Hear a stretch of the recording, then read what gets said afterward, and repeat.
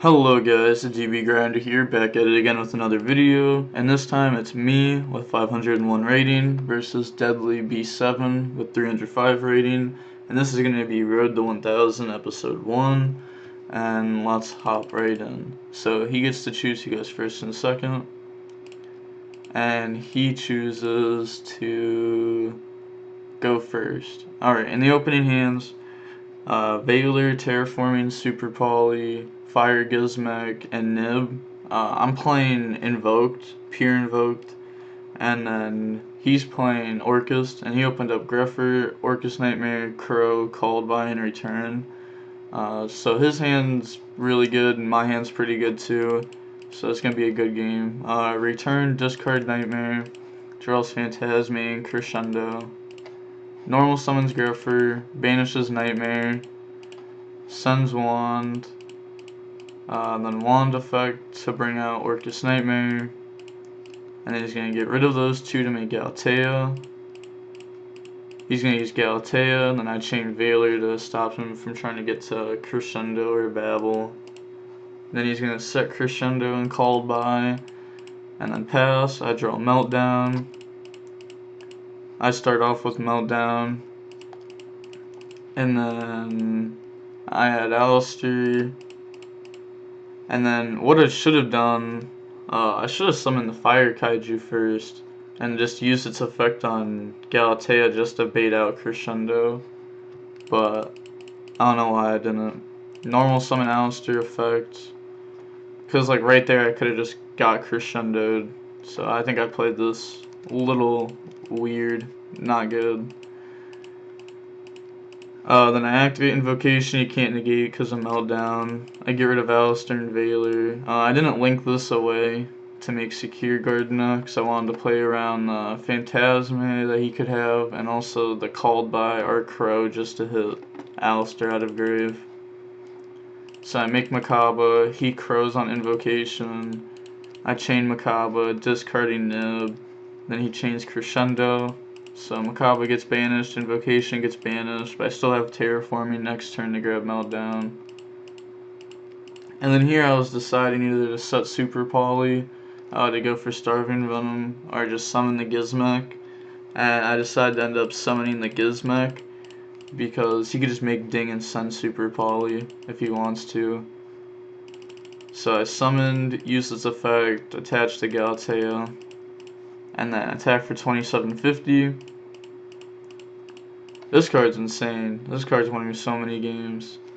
He draws Brass Bomber, banishes Nightmare, sends Wand, uses Wand, bring out Nightmare, normal Brass, get rid of those two to make Galatea, Galatea effect, put back Wand to get Orchestrated Return.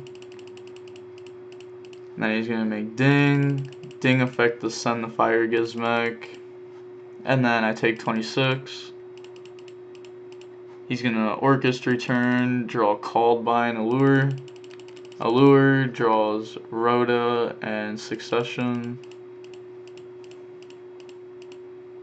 So then he's going to be with a Rhoda here and grab his Armageddon Knight. He's just going to set Called by and pass, so he doesn't want me to know that he has the Armageddon Knight. And then I draw Valor, Terraforming to grab Meltdown to get me back into my Invoked engine.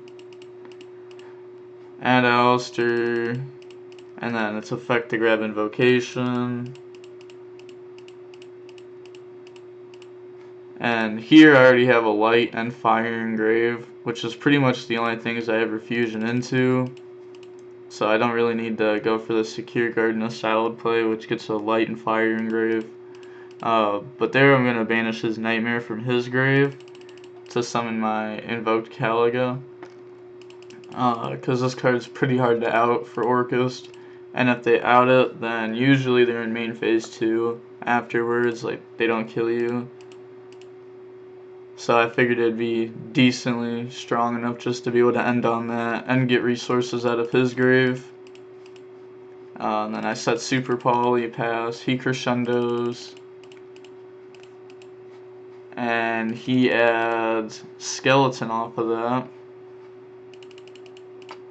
And then draw skeleton for turn, which is unfortunate. Uses Rhoda to grab Armageddonite. Normal Armageddonite effect, and there I decided not to crow. I mean, not crow. Whoa, not the Veiler to stop it from getting the grave. Because I'd rather have had the card in hand for Super Poly if he had like a spell extender. But also here, like, he's not going to be able to out this Caligo. And then if they can't out your fusion, the next turn you get a lot of free pluses out of it. This build I'm actually only playing one Super Poly in it. Because you can make the Predator plant and then send this from deck to grave and then fusion into whatever. Drawing this and having the discard a card can come up and hurt you, but you can also just keep it in hand for Macabre. So that's like a really good link too you can make. Normal Alistair effect, grab Invocation. Here, I do have to turn this into the Salamangreat because I'm making the Alistair link, so I gotta get two different types, and this is obviously a dark and this is a dark. He's gonna called by the Alistair, but I already assumed something like that was gonna happen, but I had the meltdown just to grab another Alistair. And then here I linked those two away to make the Invoker of Madness. And right here I'm sitting pretty, I'm like, alright, I think I got this. Get rid of Meltdown for Meltdown. Grab Alistair. Invocation, get rid of Alistair in hand. And Nivengrave to make Macabre. And then I get Alistair of Invoker effect, getting rid of Veiler. Add Invocation, he can't respawn because of Meltdown. And then I use Invocation effect here to grab back my Alistair. And then Invocation. And then here he's going to chain Called By to banish my Alistair from grave, so that way I have to fusion with the one from hand. So what he's thinking is like, oh, he's not going to have any negates because his Macabres aren't going to be live. And then also here I'm like fighting through this Gizmek, so obviously it's not going to be game. If he didn't have Gizmek, it'd just be a little over game here. And then 25, and then tech with this Macabre, and he's going to draw the Gizmek. Yep, he drops it. I don't think he realized his life points were that low, but I let him just take it back. It wasn't too big of a deal. He banished a Nightmare, two Nightmares, and a Wand, so he has no Nightmares in deck now. Or Wand. And then Macabre, attack over Gizmek. Main phase 2, overlay, and VFD, our True King of All Calamities. This card's insane. That's another reason why this Gizmek card's so good. If you see Gizmek and Alistair, you end with VFD first turn, and now you have your Alistair loop going. This is really good to make. Because, like, here, like, he wasn't expecting this. He was just expecting me to end with, like, two Macabres, or a Macabre, Purgatrio, or just something bad, but now I'm ending with a Floodgate that's gonna lock him out of everything. See right here. Who plays that bot stuff? It's insane.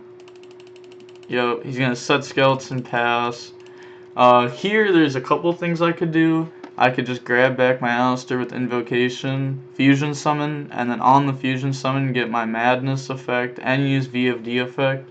So that way he can't chain whatever hand trap or chain Gizmek Engrave because it'd be on summon and Meltdown would be active. But I figured that if I just use this effect now and call Dark, that he's going to chain Gizmek. And if he chains Gizmek, that's just going to be more damage because Purgatrio. But either way, it was going to be game here. I could have also called Fire to stop Ash, but then he could have also just had Veiler. And I figured like the Super Poly would be enough. Invocation, grab back Alistair, and then I drew there can only be one for turn. That's obviously really good against Orcust. Normal summon effect, grab invocation, and then here I'm going to activate the invocation, banishing the fire from grave, and then he just submits defeat once he sees the fire getting banished. Now we're going in the game 2, and he chooses, and he's going to make me go first. Honestly, a lot of people make me go first, but they don't realize pure Invoked wants to go first. It's not like the Mech Knights where you play all these going second cards. You just play a lot of hand traps because they're good going first or second, and they work good with your engine. Normal Alistair effect, grab invocation, and the rest of my hand is Veiler, Imperm, invocation I just added, Desires, and Lancia. So it's obviously a good hand as long as Alistair didn't get stopped, which it didn't. And then his opening hand is Return, Secession, Crow, Phantasme, Nightmare. And then there I activate Desires. And I draw there can only be one Ash. I banish Meltdown. And that's like really all, and that's not even anything big. I guess like 2 secrets. Get rid of Alistair for Almirage, and then make Secure Gardena. He drops Phantasme, draws Babel, and Called by. Oh, well, I forgot about that. Actually, I didn't let that Phantasme go through. I decided to Ash it, because I know that if I Ash Phantasme right now, then he's going to have to Lure of Darkness or something, or Nightmare Unicorn, get it out of his hand, because I'm not Link summoning for the rest of this duel until that Phantasme is out of his hand. He's going to Crow the Alistair before I can activate Invocation. And then I have Imperm, and there can only be one set here. Usually, I only set one card. I don't like setting 2, because you can get Lightning Storm for multiple. But some people don't side in Lightning Storm against this deck, especially when they see me summoning Makaba in defense turn 1. Return, get rid of Orcust Nightmare. He draws Called by an Allure. Here I decide not to drop Lancia because... Alright, I'll explain it more when he gets farther in. But he's going to Allure, banish the Phantasme, so now I feel like I can Link Summon again. Upstart into Allure. Rhoda, grab Armageddon Knight. Normal summon Armageddon Knight, uses the effect. I chain Imperm. He's going to activate Orcust Nightmare. Sending Wand. Wand effect, bring out Orcust Nightmare. And then here on summon I can flip there can only be one. The only thing he can make here is IP. I was trying to think like in my head like what is this guy actually going to make. The only thing I could think of at the moment was IP. Or maybe like the Predaplant, but the Predaplant obviously wouldn't do anything here. He's going to make the IP, and he's going to use World Legacy, which is really good right here because he's going to get Armageddon Knight effect once again. He's going to send Skelly, and then he's going to go Battle Phase, attack Secure Gardena, no damage because of Secure Gardena's effect, and then IP take 800. Main Phase 2.